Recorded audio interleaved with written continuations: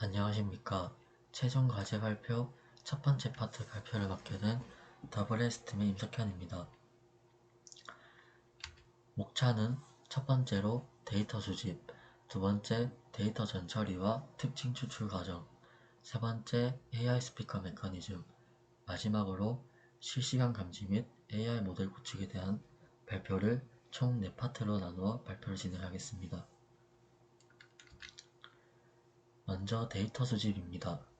지난 기술 발표 시간에 유튜브 동영상 오디오를 추출하여 사운드 데이터를 수집할 수 있는 파이튜브라는 파이썬 라이브러리에 대해 소개를 해드렸습니다. 하지만 파이튜브를 사용하다 보니 동영상 형식에 따라서 다운로드 오류가 발생하고 동영상 주소를 하나씩 다운로드해야 하는 번거로움이 있었습니다. 반면에 유튜브 DL 라이브러리는 원하는 동영상들을 플레이리스트에 담아 한꺼번에 다운로드가 가능하고 다양한 옵션들을 사용할 수 있습니다. 예를 들어 의심스러운 동영상의 경우 단일로 다운로드로 하게 한다거나 이미 다운로드 받은 동영상은 다운로드 되지 않는 기능을 사용할 수 있습니다.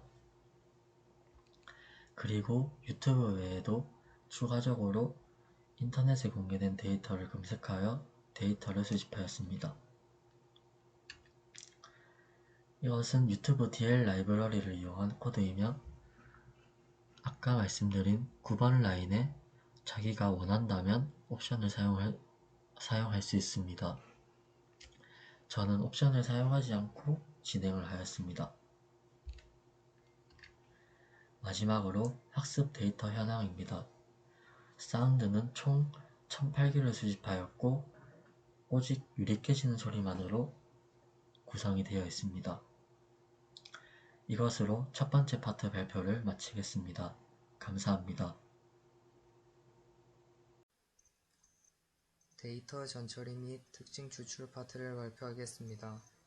앞서 나온 방법으로 모은 데이터를 RNN 단계에 가기 전 데이터들을 전처리하고 특징 추출하는 과정에 대해 설명하겠습니다. 이 그림은 데이터 전처리와 MFCC 특징 추출의 전체 과정입니다. 데이터 전처리 과정부터 자세히 살펴보도록 하겠습니다. 음성 전처리의 첫 번째 단계는 아날로그 변을 디지털 신호로 변환하는 것입니다. 두 번째는 DC 성분을 통과할 수 있게 하고 정류기 출력의 AC 성분을 차단하는 것입니다. 세 번째는 코덱에서 직렬 디지털 신호를 가져와서 32비트로 변환합니다. 네 번째는 부호 있는 32비트 정수 데이터를 부동 소수점 값으로 변환합니다. 다섯 번째는 신호가 약하고 높은 주파수를 증가시키는 소음 감소를 위해 LPF를 통과시킵니다. 여섯 번째는 딥 듀얼 포트 RAM은 256개의 입력 샘플을 저장하고 상대 머신은 오디오 데이터를 RAM으로 이동하고 RAM에서 데이터를 가져와 RM 메모리에 저장된 해밍 개수와 곱하기 위해 처리합니다. 일곱 번째에서는 FFT 기능 전에 해밍 곡선으로 입력 오디오 데이터를 부드럽게 합니다. 이 7단계를 걸쳐 데이터 전처리를 합니다. 다음은 MFCC 특징 추출에 대해 살펴보겠습니다. MFCC는 오디오 신호에서 추출할 수 있는 특징으로 소리의 고유한 특징을 나타내는 수치입니다. 다음 그림의 MFCC의 추출 과정에 대해 살펴보겠습니다. 첫 번째는 오디오 신호를 프레임별로 나누어 FFT로 적용해 스펙트럼을 구합니다. 그 다음에 스펙트럼에 멜 필터 뱅크를 적용해 멜 스펙트럼을 구합니다. 마지막으로 멜 스펙트럼에 셉스트랄 분석을 적용해 마지막으로 MFCC를 추출하는 것입니다. MFCC 이외의 특징 추출에는 LPC, Enhance MFCC가 있습니다. 여기까지 데이터 전처리 및 특징 추출의 과정 발표였습니다. 이제 AI 스피커 메커니즘에 대해 설명드리도록 하겠습니다. 본 프로젝트에서 프로젝트의 요구사항에 필요한 기술인 2가지 기술을 KT AI 스피커 키트를 활용하여 이제 사용되었던 간단한 코드 분석과 그리고 해석을 실시하였는데요.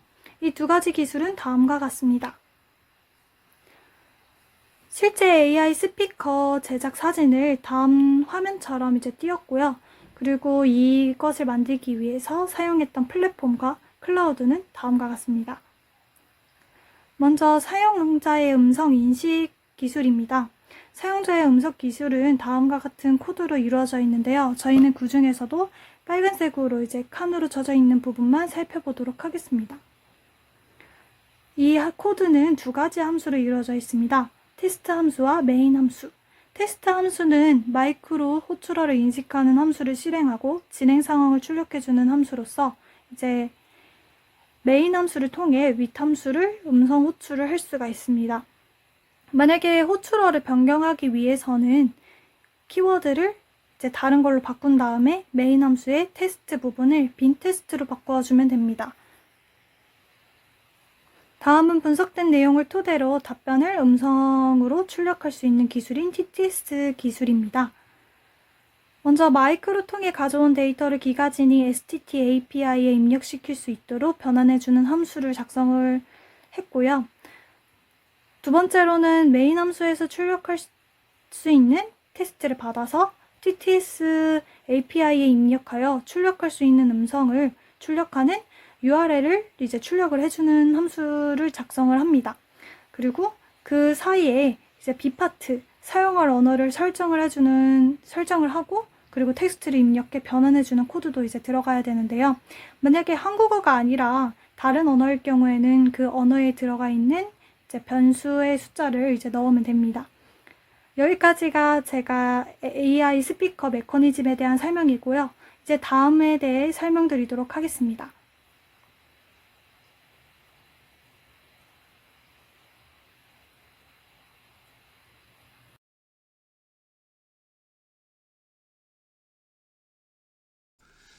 안녕하십니까. 마지막 파트를 맡은 WS팀의 팀장 김륜우라고 합니다.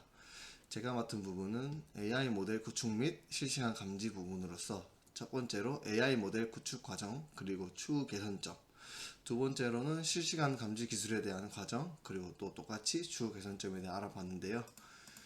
첫 번째로 이제 AI 모델 구축 과정인데 제가 처음에는 RNN 모델로 하려 했으나 인터넷에 있는 대부분의 RNN 모델들은 이제 사람의 음성을 가지고 학습하는 방법으로 되어 있어서 이제 저희 팀이 구현하려는 이제 위험 감지 소리에 적용시키기에는 좀 무리가 있다고 판단해서 이제 음성 파일들을 시각화하는 방법을 찾아서 이제 그 사진으로 CNN에 적용시켜 보는 걸 어떨까 한번 생각을 해봤습니다.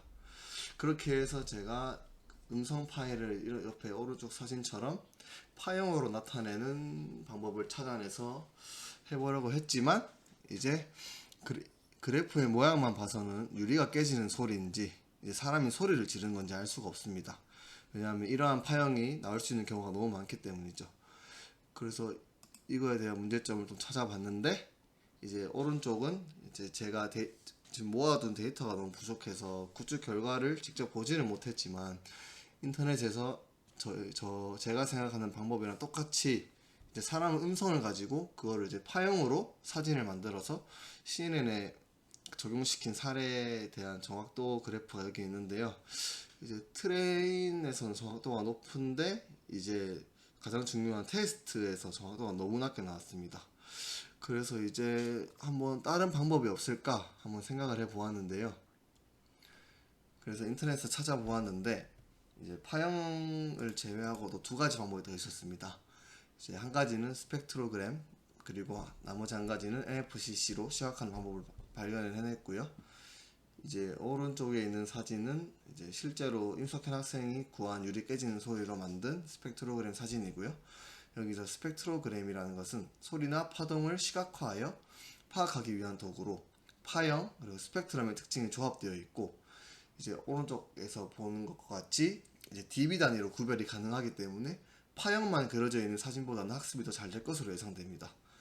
이제 두 번째로 이제 MFCC에 대해서 말씀을 드릴 건데요. 이제 오른쪽에는 위와 같이 이제 같은 소리로 구현한 MFCC의 사진이고요. 이제 MFCC라는 것은 이제 음성의 특징을 추출하는 방법 중에 이제 최근에 많이 사용되어지고 있는 방법인데 이제 음성 인식에서는 이제 중요한 부분이 입력된 신호에서 노이즈 및 배경 소음으로부터 실제 유효한 소리를 특징을 추출해야 되는 것인데 이제 이 MFCG 기법을 통해서 가능하다고 합니다.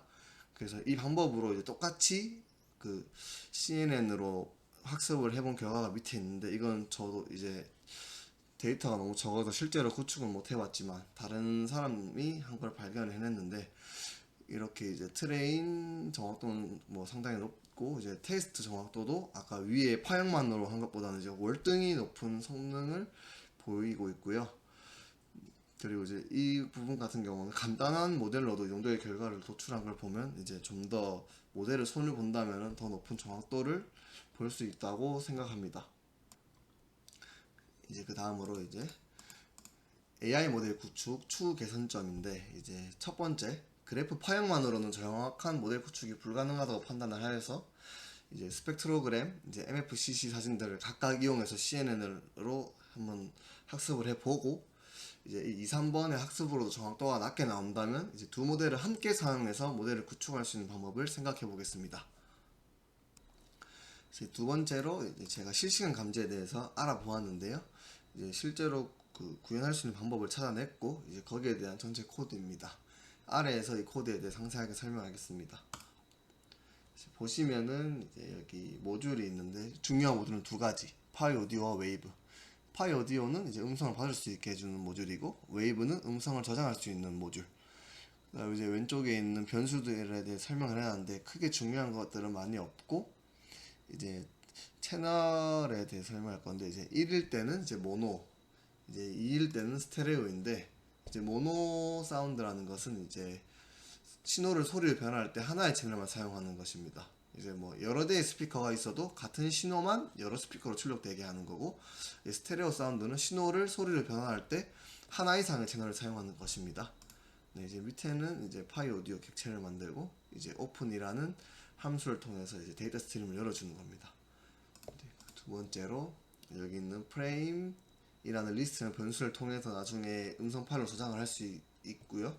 그 스트림 리드를 통해서 이제 음성 데이터를 문자열로 반환을 할 수 있는데, 이제 이 문자열들을 이제 numpy from string이라는 함수를 사용하면은 정수 numpy 별로 바꿔줍니다. 이제 정수로 바꿀 수 있다면 이제 이 정수로 그래프를 그릴 수도 있고 뭐 다양하게 사용할 수 있을 거로 예상이 됩니다. 제가 구현한 곳을 보시면 이제 while문을 이용해서 5초 동안 음성 데이터를 받게 하는 것이고요. 그 다음에 이제 stop stream이라는 함수로 재생, 녹음을 일시 정지하고, close로 스트림을 종료하고, 이제 terminate로 이제 포트 오디오 세션을 종료합니다. 이제 여기서 웨이브 모듈을 사용하여서 이제 파일명을 지정을 해주고, 이제 이게 쓰기 전용인지 읽기 전용인지 이제 바꿀 수 있고요. 이제 그 다음에 set and channels라는 함수로 채널 수를 아까 위에서 설정한, 지금 1이니까 모노겠고요.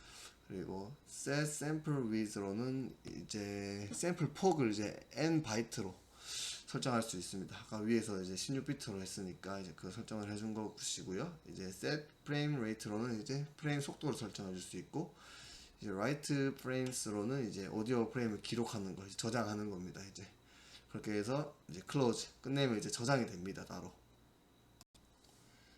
이제 그 다음으로는 여기 이제 데이터에서 이제 데이터가 정수 numpy별로 바꾼 이제 값을 가지고 있는데, 이제 이것을 가지고 아래처럼 이렇게 소리를 표현을 할 수 있습니다. 파형으로.